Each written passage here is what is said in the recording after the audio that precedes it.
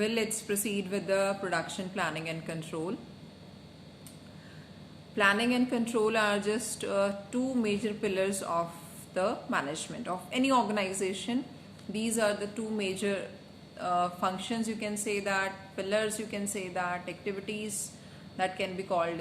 Like planning is the first part of the management. It means whatever the things, whatever the project we will start, it will start from the planning.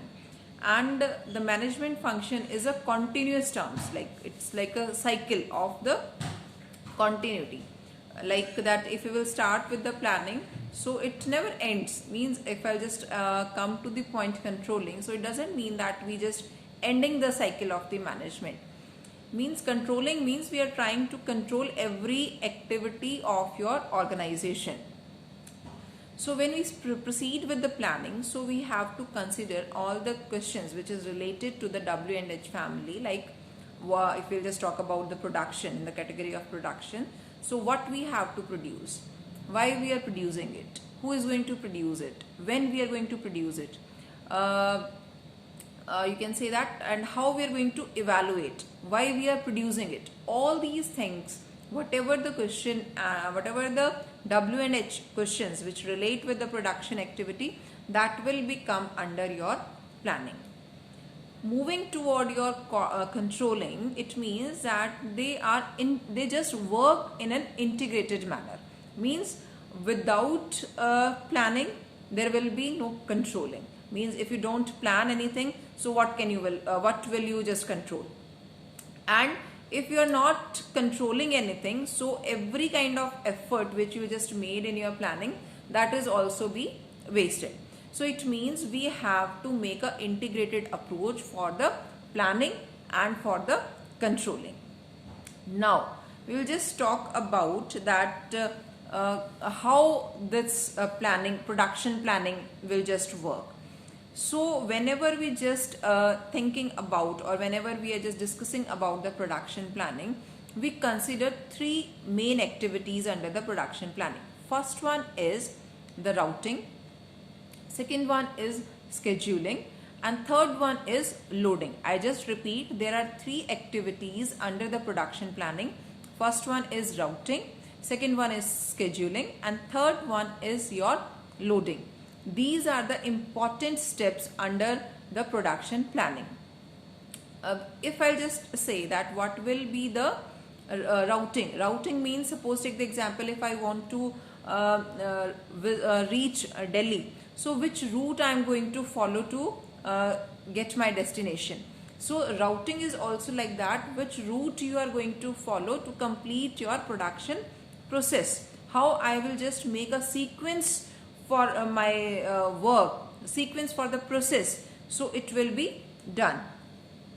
Scheduling means that what sort of how I will divide my time, means how I will just divide the you can say that you know that there is a timetable for everyone, that you know that it's 9 to 10 it's a lecture for this teacher, 10 to 11 this is a lecture for another teacher, another subject. So same thing is that we are trying to divide your whole process of the production into different schedules. So there will be no manipulation, or there will be no problem when we are just doing in a proper manner. So that's another thing. And means loading means that assignment of work, how you are assigning the work. Suppose if I just recruited a person, so I have to assign the work according to his capability and his efficiency. Means if I am capable to just suppose to give the lectures, right, so I will be appointed as a teacher. But if I'll just be taken as a work, if I'll just given a work of the clerk, so I am not able to perform all these things. So the thing is that we have to assign the work according to the you can say that according to the person's capability. Okay, this person is capable for doing this work. So we are just trying to assigning the work under the production planning. I hope these points are clear, that in this firstly we just route, schedule, and third one is the loading. Just moving ahead with the same production planning, we will discuss that what will be the benefits of the production planning. So the first point under the production planning, that they will just focus on the achievement of the organizational as well as the production department objectives. Two things are there in this point, that we have to achieve the objectives of the production department as well as the objective of the organizational, means achieving the organizational objectives. Integration. So again there will be an integration approach. Being a faculty member of a TIT and being a student of your of this institute. So the thing is that your main aim is that you should get a placement from the college, and I am also having, director is also having, management is also having the same objective, that our students should get a 100% placement. For this we have to teach effectively, and for this you have to study effectively. So the thing is that if you are able to achieve your objective is to get the job. So obviously that you are just trying to putting your things into the lay off a job. So it means that you are trying to put your efforts for achieving the organizational objective. TIT's objective is automatically achieved when the individual's objective is going to be achieved. So same thing is happened in the production department. If the production department objective is achieved, that they have to satisfy the customer's demand, means whatever the demand is there in the market, so we have to produce accordingly. So only then we are able to gain the profit if we are just satisfying the customers. So the thing is that if we are able to achieve the production level, so automatically there will be a achievement of the organizational objective. So I hope it is clear.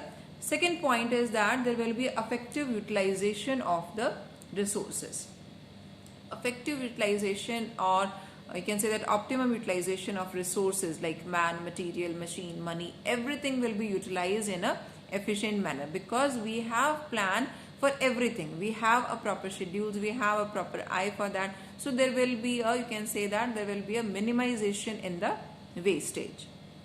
Second one is that it will help in the producing the demands, in producing the product which is required by the customers. Means, as you know that customers are the king of the market. So whatever the products which is demanded by the customers, so we are able to produce because of the planning. We have planned the production process, so we are able to produce the things. So that will be the thing in that, means that we are able to produce the product according to the demands of the customers. Next one is that there will be a reduction in the uncertainties. If you plan everything in a proper manner, so there will be a reduction in the uncertainties. Next one is that there will be a coordination between the various departments. It means that you know that we are having a 4 functional departments of the organization, like marketing, HR, finance, production. So there must be a coordination between every department, like whatever the things which is required by the customer, so that information will be passed by the marketing department to the production department. Production department will just coordinate with the finance department, that such kind of finance is required for the production. These members are required for the production, so they will also coordinate with the HR people. So the thing is that there will be a coordination between various departments through the production planning. Means that every department is just to be integrated with each other. Next one is that finally it will just facilitate the production control. Means basic thing is that PPC stands for, student, this question like it will be asked like in the short questions or like MCQs, at what the PPC stands. So PPC stands for production planning and control. So it will just finally support to the controlling efforts. Like suppose like whenever you set some standards in an organization or for your routine life, so we for just achieving that standards we have to perform. Means there will be a, basically you can say that there will be a 3 things. Firstly, you just put fix standards, then there will be a performance. After that you will just match your performance with the standards, and then there will be a need of the corrective actions. If your standards, if your performance is matched with the actual performance, it means that you are just moving in the right direction, means whatever you have fixed you are achieved. But if your performance is not matched with the actual standards which you have made, so there is a need of the controlling efforts. So it will be just the base, planning is just the base for the controlling effort. So it is very much necessary for the organization, for every department. Means there will be a human resource planning, there is a marketing planning, there is a production planning, there is a finance planning. It means that we have to plan and we have to control whatsoever your department is, like that, right? So both the things are interrelated. So basically it's a final step for the planning, means controlling is the final step for the planning. I hope the benefits are clear to you. Now we will just moving toward the next topic which is related with that is called your production control. Production control is your, you can say that it's a very significant term for the production management. I have already told you that controlling measures just measure your current performance, and they will just trying to improve the quality with the you can say that with your by measuring the performances. For this there will be again 3 steps. If I just say that what will be the 3 activities under the production controlling, or what will be the steps which we have to take under the production controlling. So there will be 3 steps in that. First one is dispatching, second one is expediting, or you can say that the follow-up, and third one is your corrective actions. 3 things I'll just repeat. First one is your dispatching, second one is the expediting or the follow-up, and third one is the corrective actions. Means whatever the things you have produced in the production planning, you have planned something, you just execute your plan, and then you just dispatch. Means whatever the product you have just manufactured, you will just dispatch to the market. You're trying to take the follow-up, means trying to take to know whether it is dispatched to the proper place or not. And if it is like that, so then you will just go ahead, and if it is not, so you have to take some corrective actions for that, right? So these 3 are the major activities under your production control. If I say that what are the major functions of the production planning and control, means it will not be divided, like what are the functions of the planning production control, or what are the functions of the production planning. So there will be in overall there will be 6 kind of steps for the